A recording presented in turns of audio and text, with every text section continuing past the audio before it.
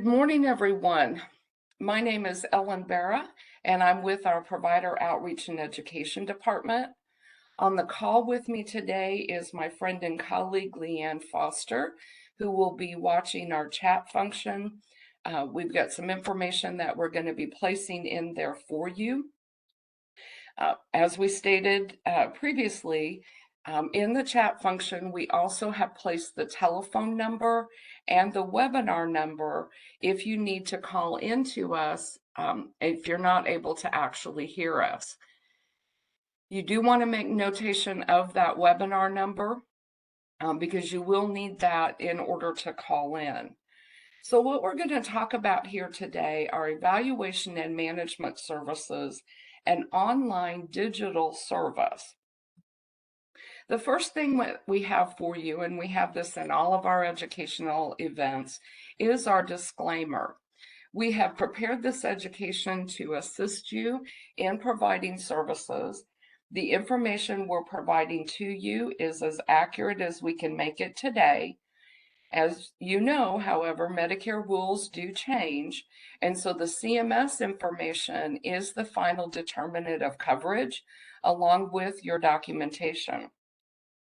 We will provide responses to your questions that you place in the chat, and we will respond based on how you have worded that question to us. But again, CMS rules and regulations determine the final coverage. CMS does prohibit recording of the presentation for profit-making purposes. We are recording this presentation, and it will be available both on our website and in our YouTube channel, probably within a week following this date. So if you are doing screenshots, if you're doing recordings, we would ask that you stop. The next thing that we have is just the acronyms that we're going to be using as we go through this presentation today. I like to gather those all up in one spot so you have them as a resource. We have received a pre-submitted question from someone named Jody, and the question that she submitted, I'm assuming a she, is how to handle with an overlapping facility. And I apologize, but I don't understand this question. So if Jody is on, if you want to ask this question in the chat and provide a little bit more information so that we can respond to that, I would really appreciate that. So let's talk about what our goal is for today.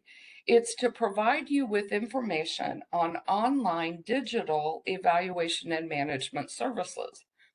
This is where your patients are contacting you, probably through your portal. It could be through secure text messaging. It could also be through secure email, however you have it set up within your offices. And they're wanting evaluation of whatever their situation is, and then management of that situation. By doing these services through the online digital experience, you're providing a covered service and a valuable service to your patients. And what we're going to talk about today are the rules for that, and then along with the documentation that you need for that. We had a pre-submitted question asking whether or not this applied to only certain specialties. And the answer to that is that MDs and DOs can provide this service. Non-physician practitioners can provide this. And then therapy, physical therapy, occupational therapy, speech language pathology practitioners can also provide this, this particular service. So we're going to go through the timing of the services and then discuss each of the processes for the particular procedure codes. So let's talk about what the definition is. These are online digital evaluation and management services that are patient initiated. So this means that the patient is contacting you for questions concerning their health. They have identified some type of issue, etc. Well, this means that it's going to be for established patients So you've already seen them at some point and you have offered them this online digital experience in addition to the telehealth or the inpatient or in-person services that you may be providing to them. These do require patient consent. And what we mean by that is that it is a separate consent specifically geared toward this online digital encounter with that patient. And the reason for that is that it is not an in-person service. So if you're providing this type of care to your patients, you do want to get this patient consent. Your ancillary staff can gather it. And they can gather that under general supervision. And of course, it's prior to the service. Deductible and coinsurance apply to these services, which also necessitates that patient consent. You want to explain to your patients the fact of the value of this service. This may be things that you have been offering free to the patients previously. And so you want to have a conversation with them to remind them that deductible and coinsurance will now apply because this is a billable service to Medicare. And again, that goes back to why you need that consent. But it again provides them with evaluation and management without requiring them to have to come back into the office. The service is similar to an E&M in that documentation must show an assessment of the patient condition and then management of that condition. We'll see here in just a moment that there are codes for physicians and non-physician practitioners that can submit evaluation and management codes. And then there is another set of procedure codes for those providers that cannot submit an evaluation and management. And then, of course, this is available for your established patients. We'll discuss the fact that you can address new problems in a later slide. So the first thing that we want to let you know here is that these services are not telehealth. Providers, in some questions and things that we have received, they want to equate the telehealth requirements and the rules and regulations that go along with those to these online electronic visits, and that's not correct. There's no geographical restrictions, there's no location restrictions. These services, the procedure codes we'll show you here in just a moment, will not appear on the telehealth list, but they're still payable services. They're just not telehealth. The visit is electronic, so this is going to be using communication software. It could be your portal. That's going to be the most common. Again, as I mentioned earlier, it could be secure texting or secure email. And when we're talking about secure, what we're talking about is that it's not just a text that the patient is sending, but it is going through a secure system so that that patient's information is protected. The patient submitted information and then your response could all be electronic. If you chose as part of your response to that patient to have a telephone call with them, that's part of that electronic visit since that's how it was started. If you're responding to them by email, responding to them through your portal, all of that is part of that electronic visit. So you can see here, we've just mentioned again the electronic communications that are available. You do need to have a secure platform, and this has to do with the Health Insurance Portability and Accountability Act. So you need to make sure that this information will remain private between you and that patient. So the first procedure code that we have is a virtual check-in. And you can see there that there are two different procedure codes. One is for 5 to 10 minutes, and that's the work that your physicians or practitioners are doing in order to respond to this check-in. And then you have another procedure code, the G2252, which is for the 11 to 20 minutes. Again, this is going to be a patient-initiated encounter. So the patient is checking in with you. It could be something from a previous evaluation and management. Let's say that you saw this patient 2 weeks ago, maybe started them on a new medication or did a change to their plan of care, whatever the situation might be. And then you ask them to check in with you, 2 weeks later, a month later, whatever your determination is, to tell you how they're doing. Is the medication working for them? Is the new plan of care working? Do they have any additional concerns that they need to check in with you about? So this is a physician service. It's not your ancillary staff or your clinical staff. And then you want to make sure that you have the documentation from that encounter. So how you record that documentation is really up to you. You could be saving that initial contact and your responses within your patient's medical records. You could be saving the exchange within your portal. You could be updating the patient's medical record with the information that was in your portal itself, if that's how you chose to do it. It really just depends on what you choose. But just like with anything else with Medicare, you do need to have documentation for that. And then these two procedure codes, again, are for your physician or your non-physician practitioner. These two codes are not available for other types of practitioners unless you can submit an evaluation and management service. And again, it's not for your ancillary staff. These services can be provided by residents in a primary care exception situation outside of a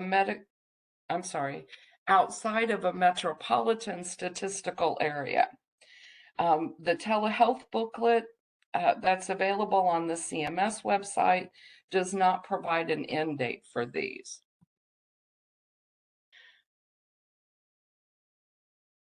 So then we have virtual check-in other. So this could be other types of practitioners, the physical therapist, occupational therapist, speech language pathologist, a dietitian, a mental health professional that cannot submit an E&M service. And then of course it must be provided under that patient's or under that practitioner's scope of practice. So you can see the code there, the G2251, and it encompasses 5 to 10 minutes.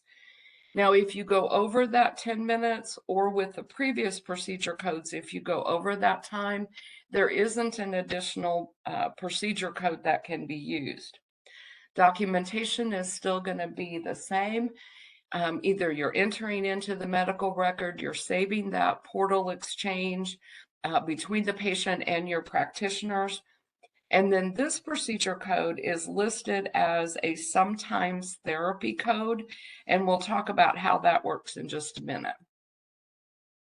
Now, when we're talking about the timing of this procedure code, this would not be related to an E&M service provided within the previous 7 days. So in the example that I gave earlier, where you have updated the patient's plan of care, made a change to the patient's plan of care, and you ask them to check in with you 2 weeks later, a month later, whatever the situation would be, your online experience, the procedure codes could be payable. If it is within 7 days of a previous E&M service and it is related to that E&M service, then you would not bill this online digital experience. It would simply be part of that previous E&M service that you provided. The next sentence there is a little different. You see it says, not within the next 24 hours or the soonest available appointment. So let's say that in that online exchange, in the information that the patient is providing to you, you determine that you need to see that patient, either through telehealth or through an in-person visit. So if that E&M service takes place within the next 24 hours from when you're looking at that digital information, then you would not bill for that. The next part of that sentence is the one that's a little more difficult to determine, or the next soonest available appointment. So if you're determining that, yes, the patient does need to be seen, and your next available appointment is on Tuesday, well, that's your next available appointment, and so therefore you would not bill separately for this online digital E&M service.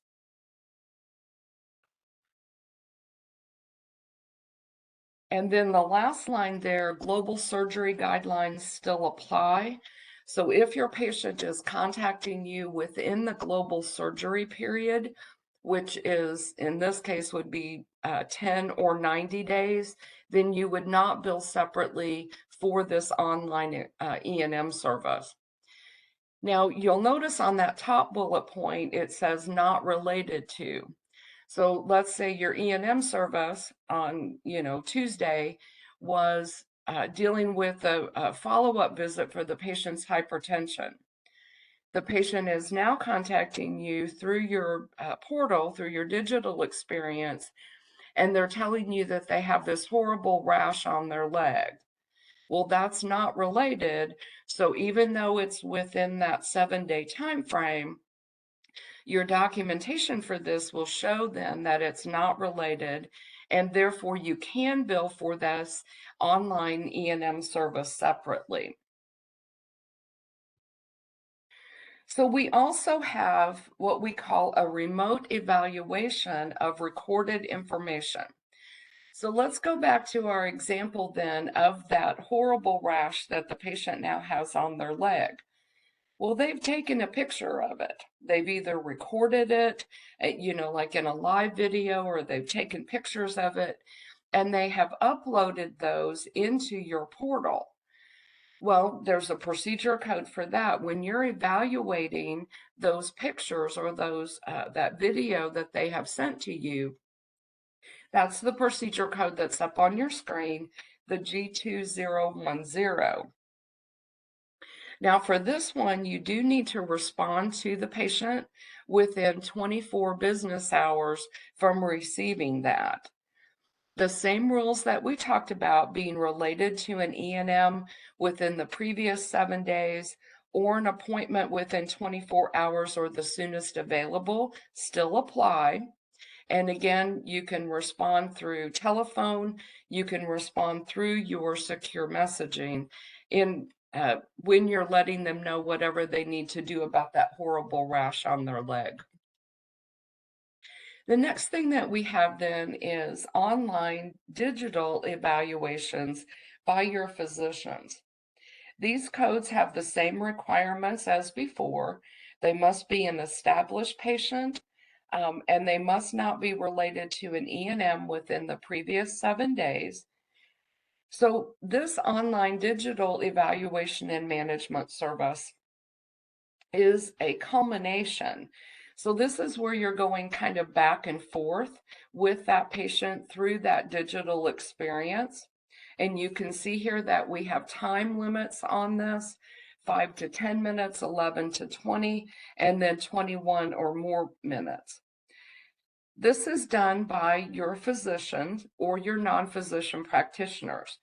You have to be able to submit an evaluation and management service independently in order to be able to bill for this. The next thing that we have then is the online digital evaluations for other practitioners. And you can see the procedure codes there. Again, the time is still the same. And these are for practitioners or qualified healthcare professionals that cannot submit an E&M. So this would be your physical therapist, it could be your dietitian, could be your medical nutritional therapist, could be mental health practitioners who could not actually submit an E&M service. So again, the same thing, established patient, the time is cumulative during a 7-day period. So if this started on Tuesday, you would count all of the time up through the end of Monday in order to choose your service. It does require an assessment. It requires evaluation and management. The patient is an established patient, but the problem may be new. The time includes discussions with others in the practice, ordering testing, responding during that seven-day period. You want to be sure that you have a mechanism so that you can count that time. You can identify, today I spent 10 minutes. The next day I spent 5 minutes. My response to the patient took me another 15 minutes. All of that time you want to count so that you can build the correct procedure code. The documentation requires either digital storage or hard copy of the interaction. You'll make that determination as part of your business decision. It can be part of the medical record. The information can be notated within the patient's medical record and then in a separate storage. It really just depends on how you do it. If the in-person or telehealth visit for a related problem began within 7 days of the start of this online digital encounter, then you don't bill this service. It's again part of that E&M. You cannot use prolonged care codes for an office, as that must be on the date of the encounter, and those prolonged care codes don't go with the online digital encounter. So you would not use time, but you can incorporate the medical decision making. So what we mean by that is when you're looking at the total time, you have the choices of the procedure code, and that one procedure code is 21 minutes or more. So you wouldn't submit any additional prolonged care time with that.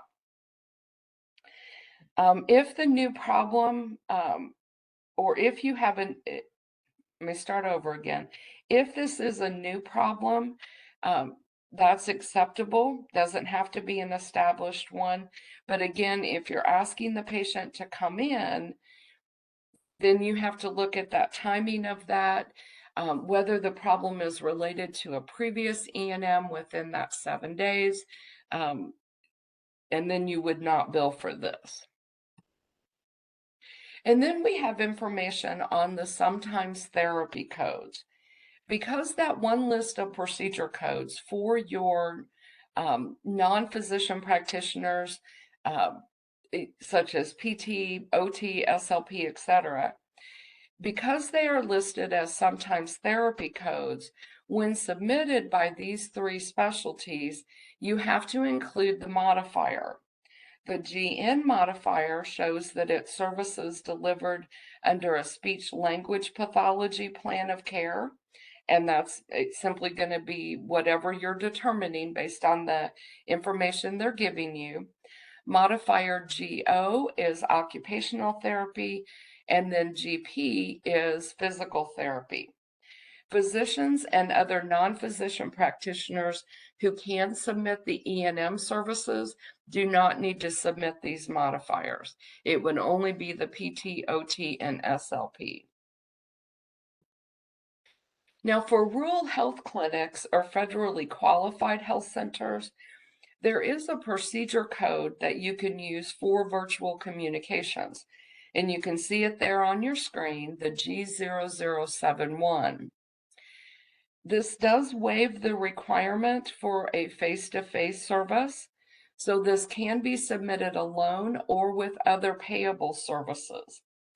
The software or the management oversight of this can be part of your cost report. So let's look at that second bullet point there and see what that really means to us. For an RHC or an FQHC, what that means is that it is separately billable and separately payable by Medicare.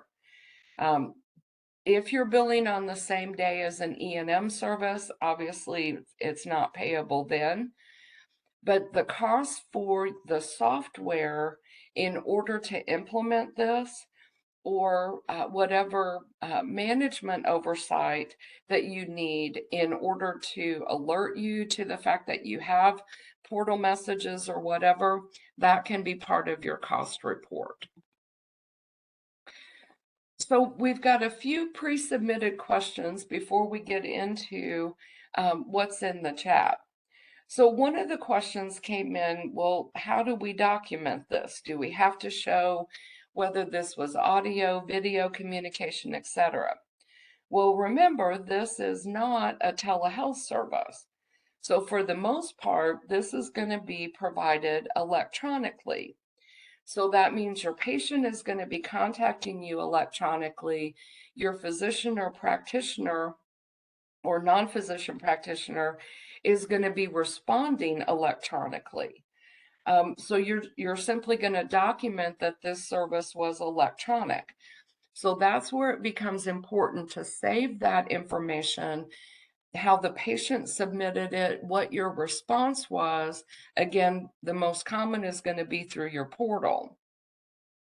If as part of this service you are speaking to the patient, then you want to document that also. Another pre-submitted question that we had is, can you use the G2211 add-on complexity code when you're billing for these services?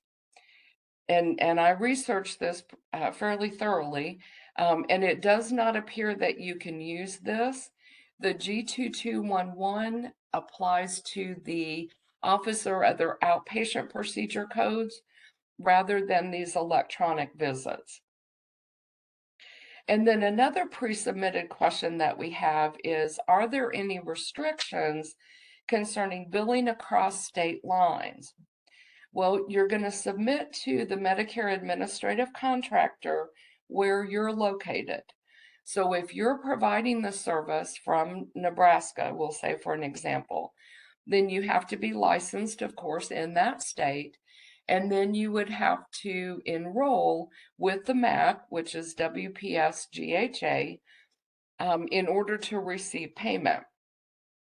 If your patient is located somewhere else, maybe your patient is in Florida, for an example, then you would need to work with that other state to determine if you need to be licensed there also. And that's really that state's decision. A lot of times they, for individual services like this, where you're not always providing services to patients in another state, they may have some type of waivers, but you do want to talk with that particular state. So your patients in Florida that contact you through the portal, they tell you they're in Florida, which is, kind of the only way that you would know that. Then you just want to check in with Florida to make sure that, what you need to do in order to provide that service with them. So that's all the pre-submitted questions that we have. Leanne, we'll go ahead and open it up for the chat then. All right, and we do have a few questions. The first one is, if we provide CCM services within the same month and 10 to 15 days subsequent to the digital visit, how or what do we submit to WPS to prove that it was separate and not related? Okay, that's all going to go back to your documentation. There are two things that you want to look at for that. And I've looked and I haven't found anything that says you can't do both a chronic care management and an online digital. What you want to make sure, though, is that the services are documented separately So your chronic care management is, whatever it is that you're doing. If, as part of your CCM instructions to that patient, you are asking them to contact you electronically, then it's part of your CCM. If your patient is contacting you for something not related to the chronic care management, then you could bill that separate. But your documentation would really have to show that this is not related to your plan of care under chronic care management. Next question. Next question is, can you give some examples of things that would not support the use of these for the online digital evals? No, I don't think I can, because I can see a lot of different situations where the patient is coming to you electronically to ask questions about whatever their health is doing at that point. And then based on your responses, that will determine, can I really take care of this electronically, or do I need to see this person either in person or through telehealth? This type of situation is not for a patient sending, okay, let me give this example. Patient contacts you electronically and wants to know the results of a test. That would not be this online digital experience. That's not an online digital evaluation and management service. When you respond with the results of those tests, or are giving them information about the results of the test, that's part of your previous E&M service and part of the order and review of those tests. So that would be a service where, even though they're contacting you electronically, you would not bill separately for this. That's about the only example I can think of off the top of my head where this would not be appropriate. Next question. Next question is to confirm for the 99421 through 3 codes, the responses back and forth need to be part of the medical record, plus physician has to document assessment and evaluation management. Also, when billing these codes, does place of service matter? Do they use whatever office they were at while messaging the patients? And what if there were at 2 different offices for a multi-office practice? And I can reread any part of that if you need it. Okay. All right, let me take the second part of that first, and then I may have to have you reread the first part. But the second part of that has to do with your place of service. So these are generally going to be an 11 place of service code. It will be within your office. If you are working at an off-campus or an on-campus hospital department, then you could use a 19 or a 22. The issue with if you're doing from 2 separate offices, the only time that becomes an issue is if you're in different payment localities. So for an example, Iowa, I believe, only has one payment category, or payment location, I guess you could say. So as long as you're providing that somewhere in Iowa, then it really doesn't make a difference. Your claim form will show you provided this digital experience from Des Moines and the address. You provided this digital experience from Cedar Falls and you have that address. That's fine. When you get into Missouri, though, and Kansas, they do have multiple payment localities. If I remember correctly, both of them have 2. One dealing with St. Louis is one payment category, and then everybody else in Missouri. And for Kansas, I believe it is Kansas City, and then kind of everybody else. So if you're providing services in those 2 different localities, then you want to really make sure that you have the correct address where the service is provided on that claim that you submit to us, because payment could be different for both of these. And then I think, Leanne, the first part of that question was on documentation, correct? Correct. Okay. So how you keep your documentation is really up to you.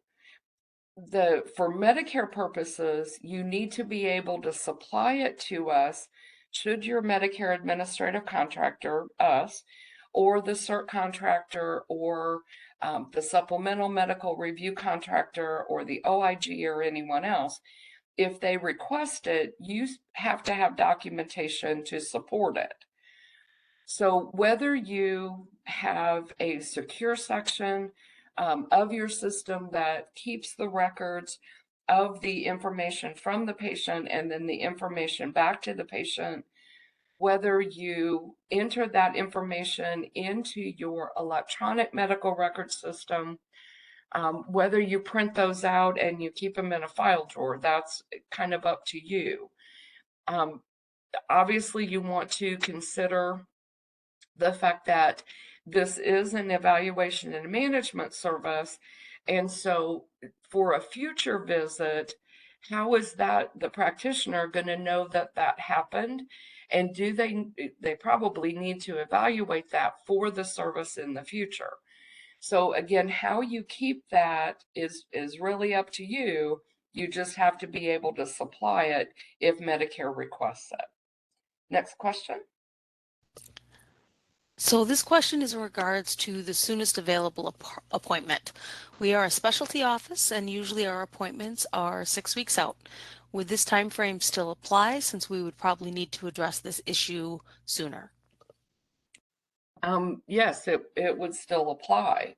So if your next soonest available appointment and you determine as the practitioner, you want to see this patient either in person or through telehealth, and your next soonest appointment is 6 weeks out, that's part of the rule. Therefore, you would not bill separately for this service. Now, if your next soonest available appointment is tomorrow, and you're seeing the patient tomorrow, that would be within that 24-hour rule. So documentation on this is going to be important. So let's say, for an example, and unfortunately, I've heard a provider actually ask me this question, and he said, so I provided this, online digital evaluation and management service. I determined that I wanted to see the patient, but I want to be able to bill for this. So I waited a day and then did their appointment. Well, number one, that's kind of trying to go around the Medicare rules and regulations.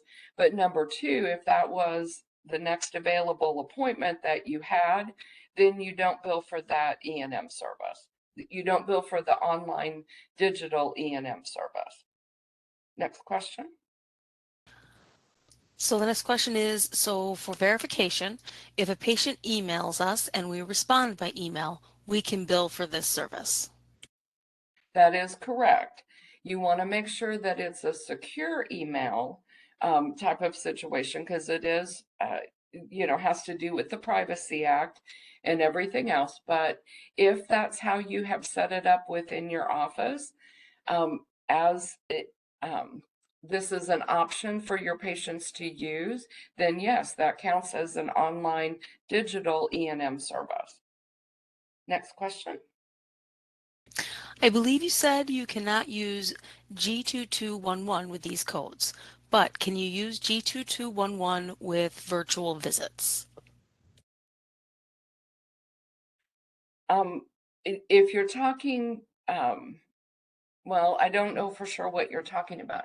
If you're talking about a telehealth service where you're using the actual office or other outpatient procedure codes, then the G2211 could apply.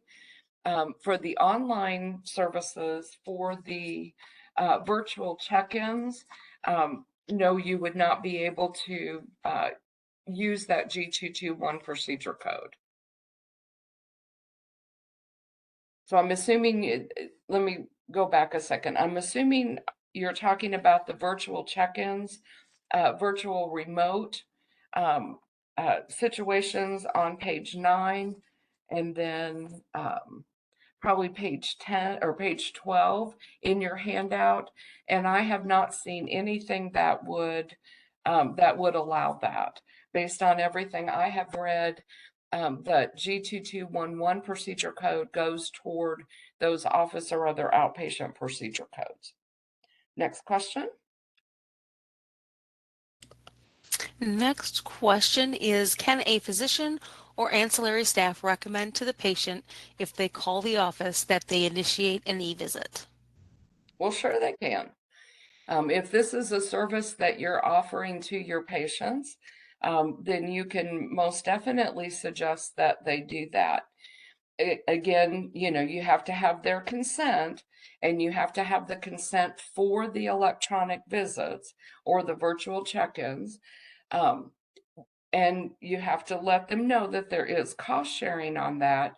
But if you want to implement this within your office, let's say you don't have it right now, but you do want to implement this in your office because it's a payable service, absolutely you can tell the patient, this is what you need to do so that I can respond to your question.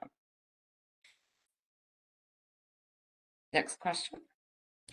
The next question is there a list of codes that are like G0071 that FQHCs can use for additional reimbursement? Not as far as the online electronic visits. I mean, RHCs and FQHCs do have a lot of additional procedure codes that they can submit, but for the online digital evaluation and management, it is that G0071. Next question. And this one is similar, but specific to RHCs. The question is G0071 payable at the RHC air rate? Based on the information that I have found in researching this, that is correct. It would be payable at the all-inclusive rate for RHCs and under the prospective payment system for the FQHCs. Next question. This one is back to the question about an e-visit being provided at 2 locations. If the physician or non-physician practitioner is at one payment locale office for part of the digital visit and at a different payment locale for the other part of the digital visit, which address should we use? My suggestion to you, because this is one of those kind of weird situations, my suggestion to you is to use the payment locality or the address of where you're providing the service when you complete the service. So if part of it is done in Columbia, Missouri, but you finish the service in St. Louis, use the St. Louis location.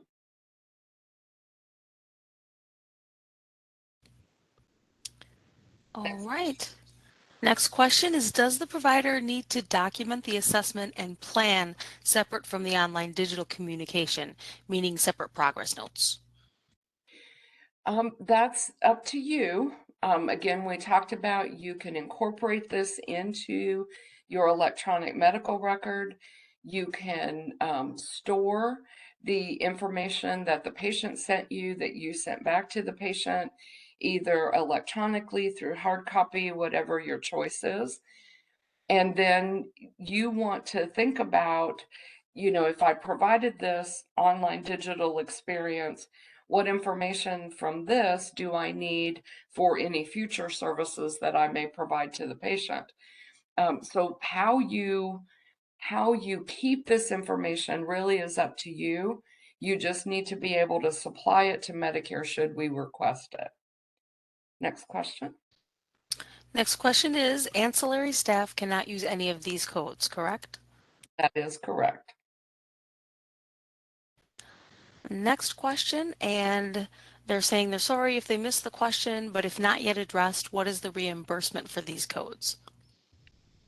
Well, I apologize for that. I didn't write down the reimbursement for these services. You can find this, however, on our website. I believe on our website. You go into the topic center and then go into fees and reimbursements. You can then pull up your state and then do a search for this procedure code, and you should be able to find it there.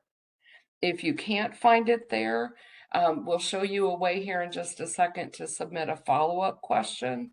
And then if it's not there, because sometimes CMS has not placed it in the actual fee schedule, I'll see what I can find. Next question. And Ellen, we have two more questions. The first is, do the consent forms need to be specific to the digital visit, or is it a general consent form?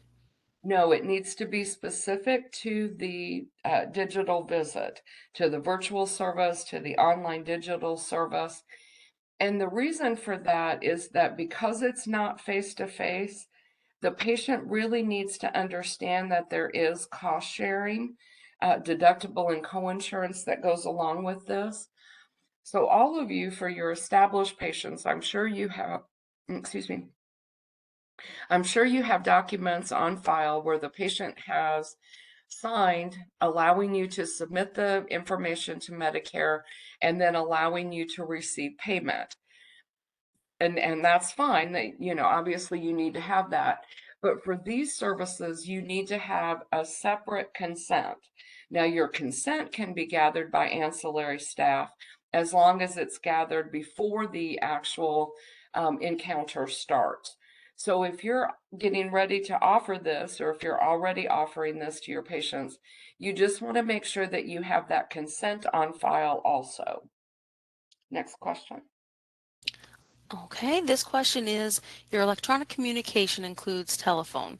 So what would be the difference between answering a question and billing for this service? For example, we see a patient for a rash and instruct them to contact us if not better in 2 weeks. They call in and state the rash is not better, etc. The doctor receives a message from the nurse for the question, and the doctor then contacts the patient by telephone to gather additional info and gives a new script. Can we bill for this service? Not under these procedure codes. These procedure codes are an electronic service. So that means the patient is contacting you electronically. And then for the most part, unless your clinical decision is that you really need to speak with them directly, for the most part, you're going to be responding electronically. There are procedure codes for a telephone E&M service. That's I believe it is the 99441 to 99443. If the patient is calling and you're calling, that's the procedure code you would use, not these online digital experiences. And Ellen, we did receive one more question. The question is, what is the date of service used for the digital E&M? The date the patient started the service, or the date of service when the final MD management occurred? The date of service is when it is completed. So, we have the virtual check-ins. So the patient may have sent that to you, 7 o'clock last night. Your doctor is doing that today. And so today would be the date of service. We have the other digital services that are a cumulative time over a 7-day period, that when you complete that service, whatever day that is, that's your date of service for that.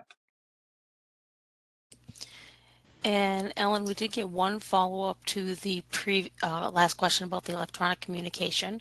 The question is, can we include all digital in one, including these communications and any telehealth? I don't necessarily understand the question, because this is not telehealth. Your telehealth services are going to be billed under your normal evaluation and management services. These digital experiences, whether it's a virtual check-in, the remote service, the other digital services, these are going to be separate from any E&M services that you're providing. Remember, we talked about that you would not bill separately for these if it's within 7 days of a related E&M service, or within the next available, or within 24 hours, or the soonest available appointment. Your telehealth, those are completely different different rules. So if I've not understood your question, if you could reword that and put it back in the chat, that would be great. But based on my understanding of your question, you want to really understand that this is not telehealth, and the rules for telehealth are much more different than the rules for these particular services. And Ellen, that is the end of all of the questions we have in the chat. Okay. We've got a few other things to show you here. The first thing is your resources. So we have information there. There's an MLN out there. When these services started in 2020 and 2021, there's information in the physician fee schedule final rule. And we actually gave you the page numbers because these final rules can go on for multiple pages. And then the MLN is for the RHCs and FQHCs. And then we have Chapter 9 is for RHCs and FQHCs. We have additional information listed there for you. Again, there's information within the MLN Connect, and we provided you with that date. And then the annual therapy update. So Leanne, before we kind of end our presentation, did we receive any additional questions? We did receive 2 questions that came in. The first one is if we have a messaging center that we use for appointment reminders, etc., and we can also answer questions sent by our patients, would this be considered the secure texting? So if our docs respond to them through this, we could build these service codes for this. And there's one more piece. And when billing, do we have to only bill for services that require at least 5 minutes? If you need to respond by email, that is fine, if that's too much to unpack here. No, that's okay. If you have a messaging center where your established patients can contact you and say, hey, I'm having this problem or whatever's going on, and your physicians or practitioners can respond to that issue. And, again, we're doing an evaluation and management for whatever situation it is. And if they can respond back, then yes, you could use that. And do you have to have at least 5 minutes? And the answer to that is yes. But remember, we talked about what all can be part of that. If you're ordering a service, the amount of time that it takes you to order that, if you're entering this information into your medical record, the time that you've spent documenting that can also count. Your physicians just really need to keep track of how much time they're spending in order to respond to these patients' questions. And Leanne, I think you said we had one more. We do have one more. The question is, when the patient calls the office, does the staff need to relay to them all possibilities for services? For example, future office appointment, telehealth, online, digital, or no? Well, that's up to you, up to your office, how you want to handle those particular phone calls. Providers can do postings within their offices about these online digital services, virtual check-ins, remote evaluations are available and how to do it. You could do an email blast to your patient. I mean, that's really up to you. Medicare doesn't have anything to say on that. Okay, any other questions? That is it for questions, Ellen. Okay, then on behalf of Leanne and myself, number one, we want to thank you for your attendance today. Your questions have been absolutely fantastic. As we stated earlier, this will be available on our Encore page on our website, and then also in our YouTube channel, probably within the next week. We do encourage you to take the survey. I know we mentioned that a lot. I know, everyone is requesting surveys and we get survey fatigue. I, of course, am looking for 100% of our attendees to complete the survey today. It really is important. We want your feedback. We want to know the future topics that you want us to do education on. So we really just ask you to do that. So that's all the information that we have for you today. We want to thank you again for your attendance, and you can now disconnect. Have a wonderful day, everyone.